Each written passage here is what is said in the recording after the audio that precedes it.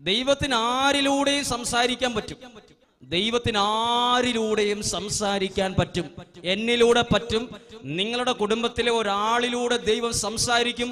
ചിലപ്പോൾ ഒരു പ്രാർത്ഥനയില്ലാത്തൊരു മനുഷ്യനെതിരെ വന്ന് നമ്മളോട് പറയും, ചില കാര്യങ്ങൾ ശ്രദ്ധിക്കണമെന്ന് ദൈവം സംസാരിക്കുന്നതാ. ദൈവത്തിന് ആരിലൂടെയും സംസാരിക്കാൻ പറ്റും. പഴയ നിയമത്തിൽ ജോസഫിനോട് ദൈവം സംസാരിച്ചത് സ്വപ്നത്തിലൂടെയാണ്. പറഞ്ഞേ ഹല്ലേലൂയ. അവർക്ക് പറഞ്ഞേ ഹല്ലേലൂയ. ദൈവത്തിന് സ്വപ്നത്തിലൂടെ നമ്മളോട് സംസാരിക്കാൻ പറ്റുമോ? കഴിയും. എന്താ ഈ സ്വപ്നത്തിലൂടെ ജോസഫിനോട് ദൈവം പറഞ്ഞെന്നറിയോ? നിനക്കൊരു നല്ലൊരു കാലമുണ്ട്, നിന്നെ ദൈവം ഉയർത്തും, നീ വലിയൊരാളായി മാറും, നിനക്കൊരു ബ്രൈറ്റ് ഫ്യൂച്ചർ ഉണ്ടെന്നാണ് സ്വപ്നത്തിലൂടെ പറഞ്ഞത്. ഹല്ലേലൂയ. ഇനി ജോസഫിന് കിട്ടിയത് എന്നാ? ജോസഫിന് കിട്ടിയത് പൊട്ടക്കിണർ. അവിടുന്ന് അത് ആരാ തള്ളിയിട്ടത്? സഹോദരന്മാർ തള്ളിയിട്ടു. ഇനി അവിടുന്ന് അവനെ പിടിച്ച് പൊക്കിയെടുത്ത് കുറച്ച് പൈസക്ക് വിറ്റ് ചെന്നത് അടിമപ്പണി, അവിടെ കഷ്ടപ്പാട്, ജയിൽ ജീവിതം, നിന്ദനങ്ങൾ ഏൽക്കുന്ന അവസ്ഥ. എന്തുകൊണ്ടാ ദൈവം ഇതൊന്നും പറയാതിരുന്നേ? ഇന്ന് നമ്മളാ ഒരു കൗൺസിലിങ്ങിന് പോകുന്നെങ്കിലോ, ജോസഫ് എന്ന് പറയുന്നയാൾ ഇന്ന് നമ്മുടെ അടുത്ത കൗൺസിലിംഗ് വന്നേൽ കൗൺസിലർ ഇങ്ങനെ പറയുള്ളൂ, ഒരു ഉയർച്ച കാണുന്നുണ്ടെന്ന് പറയാലോ. ചിലപ്പോ ഇങ്ങനെ ഒരു പൊട്ടക്കിണർ കാണുന്നുണ്ടല്ലോ എന്ന് അപ്പൊ തന്നെ ആൾ അടിഞ്ഞു, എന്റെ ദൈവം ഇനിയും പൊട്ടക്കിണറാണോ? എന്തുകൊണ്ടാ ജോസഫിനോട് ദൈവം നിന്നെ ഉയർത്തൂന്നേ പറഞ്ഞുള്ളൂ? പൊട്ടക്കിണറുണ്ട്, ഒരു വലിയ കുഴി കാണുന്നുണ്ടല്ലോ, അയ്യോ കാണുന്നുണ്ടോ? അതിനകത്തോട്ട് നിന്റെ കൂടപ്പുറപ്പതിനെ ഇങ്ങനെ തള്ളിയിടുന്നതായിട്ട് കാണുന്നുണ്ട്. നമ്മളാണ് ചോദിക്കും, ആ കൈ ആരുടെയാ നോക്കാവോ? എന്റെ നേരെ ചേട്ടന്റെ ആണോ അതോ ചേട്ടന്റെ ആണോ നോക്കട്ടെ, ആ കൈ ഒന്ന് ശ്രദ്ധിച്ചേ. നമ്മളാണ് ആ കൈ നോക്കി ഇവനെ അവനെ തല്ലാൻ പോയേനെ. ജോസഫിനോട് ദൈവം പറഞ്ഞില്ല, നിനക്കൊരു പൊട്ടക്കിണർ വരാനുണ്ട്, നിന്നെ അതിനകത്ത് തള്ളിയിടാൻ സാധ്യതയുണ്ട്, അവര് നിന്നെ വിൽക്കും, നിനക്കൊരു കഷ്ടപ്പാട് വരാൻ പോവുക, നിന്നെ ജയിലിൽ കൊണ്ടേ അടയ്ക്കും. ഇതൊന്നും ദൈവം പറഞ്ഞില്ലേ? ദൈവം ഒറ്റ കാര്യം പറഞ്ഞുള്ളൂ, ഒരു നല്ല കാലം വരും. ഹല്ലേലൂയ. അത് തന്നെയാണ് ഇവിടെ കാണാൻ വരുന്നവരോടും പ്രാർത്ഥിക്കാൻ വരുന്നവരോടും നിങ്ങളോട് പറഞ്ഞുകൊണ്ടിരിക്കുന്നത് ഇത്രയും കാലം. ഈ വിഷയം നിങ്ങൾക്ക് മനസ്സിലായി എന്ന് ഞാൻ വിചാരിക്കുകയാണ്. ഒരു കാര്യം കൂടെ പറഞ്ഞാൽ നിങ്ങൾക്ക് മനസ്സിലാകും. ഇസ്രായേൽ ജനം ഈജിപ്തുകാരുടെ അടിമത്തത്തിൽ കിടക്കുക. അപ്പോഴാണ് ദൈവത്തിന്റെ വാക്ക്, തേനും പാലും ഒഴുകുന്ന ഒരു കാനാൻ ദേശം തരും. അതാണ് വാക്ക്, ദൈവത്തിന്റെ വാക്ക്, ദൈവത്തിന്റെ മെസ്സേജ് അതാണ്. ഇസ്രായേൽ ജനങ്ങൾ ഈജിപ്തുകാരുടെ അടിമത്തത്തിൽ കിടക്കുന്നു, അടി കൊള്ളുന്നു, രാവും പകലും പണിയെടുക്കുന്നു, നല്ലൊരു വസ്ത്രമില്ല, നല്ല ആരോഗ്യസ്ഥിതിയില്ല, നല്ലൊരു വീടില്ല, നല്ലൊരു രുചിയുള്ളൊരു ഭക്ഷണം കഴിച്ചിട്ട് കുറെ നാളായി. അങ്ങനെ ഇരിക്കുമ്പോൾ ദൈവത്തിന്റെ മെസ്സേജ് കൊടുക്കുവാണ്, തേനും പാലും ഒഴുകുന്ന നല്ലൊരു കാലം ദൈവം ഒരുക്കി വെച്ചിട്ടുണ്ടെന്ന്.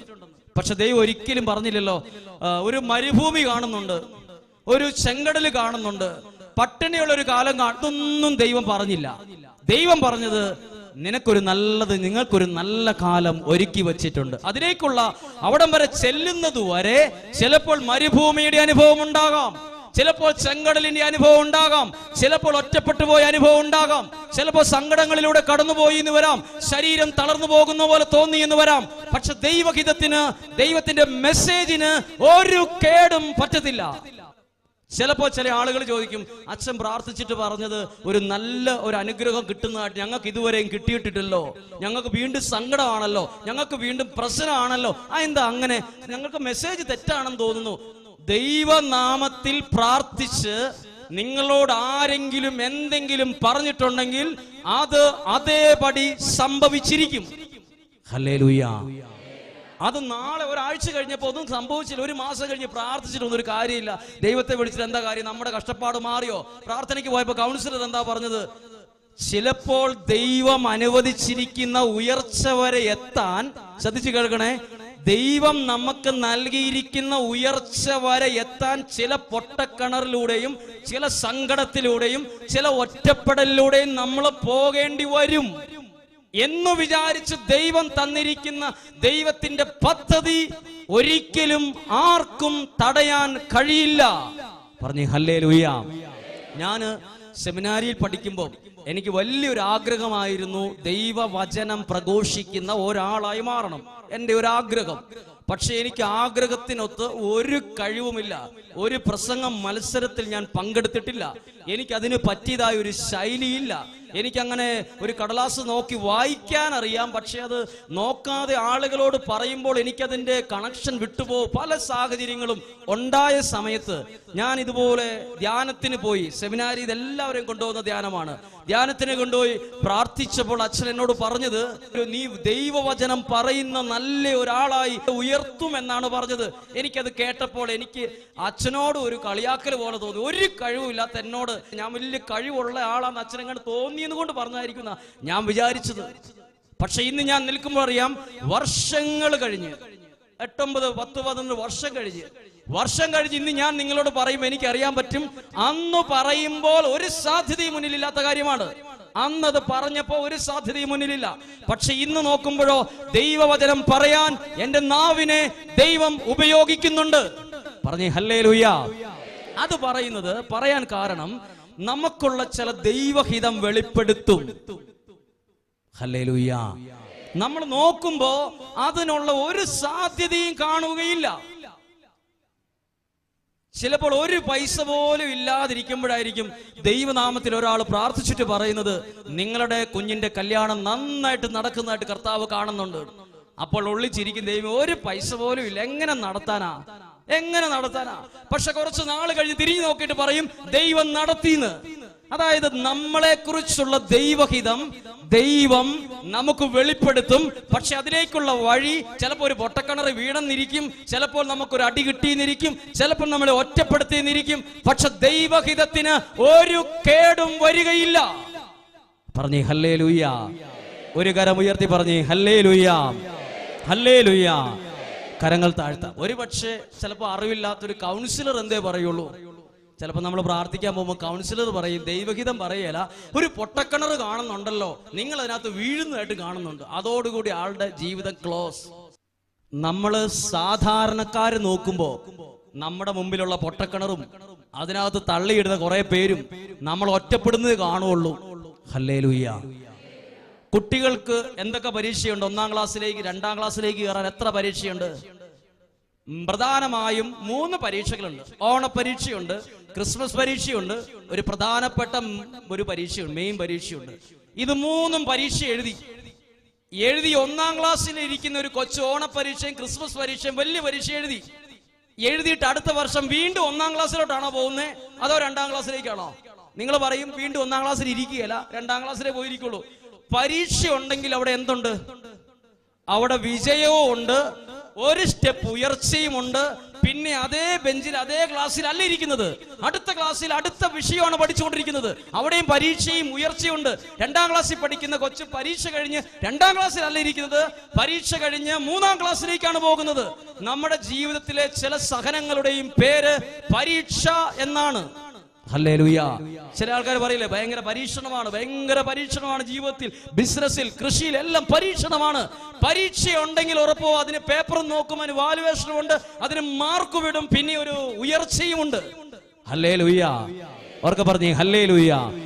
അതുകൊണ്ട് ശ്രദ്ധിച്ചു കേട്ടെ, ജോസഫിനെ കുറിച്ചുള്ള ദൈവഹിതം, ജോസഫിനോട് ദൈവം സ്വപ്നത്തിലൂടെ പറഞ്ഞത് നീ ഉയരുമെന്നാണ്. ഇവിടെ ഇരിക്കുന്ന ഒരുപാട് പേരോട് ദൈവം പറയുന്ന ഒരു കാര്യമാ. നിങ്ങളുടെ സങ്കടത്തിലാണോ, കടബാധ്യതയിലാണോ, എന്താ ദൈവത്തിന്റെ ഹിതം എന്നറിയോ? നിങ്ങളെ നോക്കിയിട്ട് ദൈവം ചിലരോട് പറയുന്ന വാക്കാണ്, നിങ്ങൾ ഉയരും. നിങ്ങളെ ദൈവം അനുഗ്രഹിക്കുന്നല്ല, ദൈവം നിങ്ങളെ സമൃദ്ധമായി അനുഗ്രഹിക്കും. പറഞ്ഞേ ഹല്ലേലൂയ. അവർക്ക് പറഞ്ഞേ ഹല്ലേലൂയ. അതുകൊണ്ട് ശ്രദ്ധിച്ച്, നമ്മളെ നോക്കി ആരെങ്കിലും എന്തെങ്കിലും ഒരു നല്ല കാര്യം പറഞ്ഞാൽ അത് ദൈവത്തിന്റെ വാക്കായിട്ടെടുക്കണം. ചിലപ്പോൾ നമ്മുടെ കുടുംബത്തിൽ പാത്രം വിൽക്കാൻ വരുന്ന ഒരു സാധാരണ മനുഷ്യനായിരിക്കും നമ്മളെ നോക്കിയിട്ട് പറയുന്നത്, നിങ്ങൾക്കൊരു നല്ല കാലം വരുന്നുണ്ട് കേട്ടോ. ചിലപ്പോൾ അയാളിലൂടെ നമ്മൾ കേട്ടത് എന്നറിയോ? ചിലപ്പോൾ നമ്മൾ നിരാശയിൽ ഇരിക്കുമ്പോഴായിരിക്കും ആ വാക്ക് കേട്ടെ നമ്മൾ പെട്ടെന്ന് ഉണർന്ന് എഴുന്നേൽക്കും. ദൈവം നമ്മളോട് ആ വ്യക്തിയിലൂടെ പറഞ്ഞതാ. ദൈവത്തിന് ആരിലൂടെയും സംസാരിക്കാൻ പറ്റും. ദൈവത്തിന് കാക്ക എന്ന പക്ഷിയോട് സംസാരിക്കാൻ പറ്റുമെങ്കിൽ, അതിലൂടെ സംസാരിക്കാൻ പറ്റുമെങ്കിൽ, തിമിംഗലത്തോട് ദൈവത്തിന് മിണ്ടാൻ പറ്റുമെങ്കിൽ, കഴുത എന്ന മൃഗത്തോട് ദൈവത്തിന് പറയാൻ പറ്റുമെങ്കിൽ, ദൈവത്തിന് ആരുടെ ജീവിതത്തിലൂടെയും നമ്മളോട് പറയാൻ കഴിയും. പറഞ്ഞേ ഹല്ലേലൂയ. അവർക്ക് പറഞ്ഞേ ഹല്ലേലൂയ. അതുകൊണ്ട് ഇനി ആരെങ്കിലും നിങ്ങളെ നോക്കിയിട്ട് എന്തെങ്കിലും ഒരു വിഷമം പറഞ്ഞിട്ടുണ്ടെങ്കിൽ ഓർത്തോ, ഇനി ആരെങ്കിലും നിങ്ങളുടെ ജീവിതത്തെ നോക്കിയിട്ട് ഒരു വിഷമമാണ് കാണുന്നത്, ഒരു ദുഃഖമാണല്ലോ കാണുന്നത്, ഒരു ഉയർച്ച കാണുന്നില്ലല്ലോ, നിങ്ങൾ നന്നായിട്ട് പ്രാർത്ഥിക്കണം. ഇങ്ങനെ പറഞ്ഞാലും നിങ്ങൾ ആ കൗൺസിലറിനെ ഓർത്ത് പേടിക്കണ്ട. അങ്ങനെയാണെങ്കിൽ ഈ കൗൺസിലർക്ക് എന്തുണ്ട്, എന്തോ ഒരു ചെറിയ അഭിഷേകത്തിന്റെ കുറവുണ്ട്. അതായത് അഭിഷേകം ഉള്ളവർക്ക് മുന്നേ കാണാൻ പറ്റുള്ളൂ. അഭിഷേകം ഉള്ളവർക്ക് ഒരു നിശ്ചിത വർഷങ്ങൾക്ക് ശേഷം കാണാൻ പറ്റുള്ളൂ. നമുക്ക് നാളെ കാണാൻ പറ്റില്ല, നാളത്തെ 12 മണി ഇവിടെ ഇരുന്ന് കാണാൻ പറ്റില്ല, ഇപ്പൊ കാണാൻ പറ്റില്ല, നാളെ ആകുമ്പോഴേ കാണാൻ പറ്റുള്ളൂ. പക്ഷെ പ്രാർത്ഥിക്കുന്ന ഒരു വ്യക്തിക്ക് നാളെ കാണാൻ പറ്റും. അത് നമ്മുടെ കണ്ണുകൊണ്ടല്ല, വിശ്വാസത്തിന്റെ കണ്ണുകൊണ്ട്. എന്നാൽ പ്രാർത്ഥനയുടെ അഭിഷേകം കുറഞ്ഞ വ്യക്തികൾക്ക് കുറച്ച് ദൂരെ കാണാൻ പറ്റുള്ളൂ. അവർ പറയും വിഷമമാണ് കാണുന്നത്, സങ്കടമാണ് കാണുന്നതെന്ന് പറയും. എന്നാൽ അഭിഷേകം കൂടുതലുള്ളവർ, കൃപയുള്ളവർ പറയും നിങ്ങൾക്ക് വിഷമങ്ങളൊക്കെ വന്നെങ്കിലും നിങ്ങൾക്കൊരു നല്ല ഉയർച്ചയുടെ കാലം ദൈവം ഒരുക്കി വച്ചിരിക്കുന്നത് ഞാൻ വിശ്വാസത്തിന്റെ കണ്ണുകൾ കൊണ്ട് കാണുന്നു. കാണാൻ പറ്റും. പറഞ്ഞേ ഹല്ലേലൂയ. അവർക്ക് പറഞ്ഞേ ഹല്ലേലൂയ. ഹല്ലേലൂയ. കരം ഉയർത്തി പറഞ്ഞേ ഹല്ലേലൂയ. ഹല്ലേലൂയ. ഹല്ലേലൂയ. ഹല്ലേലൂയ. ഇനി നിങ്ങൾ ഇവിടെ ഇരുന്ന് ചിന്തിച്ചു നോക്കിക്കേ, നിങ്ങളെ നോക്കിയിട്ടോ നിങ്ങളുടെ കുടുംബത്തെ നോക്കിയിട്ടോ ഏതെങ്കിലും പ്രാർത്ഥിക്കുന്നയാൾ എന്തെങ്കിലുമൊക്കെ പറഞ്ഞിട്ടുണ്ടോന്ന്?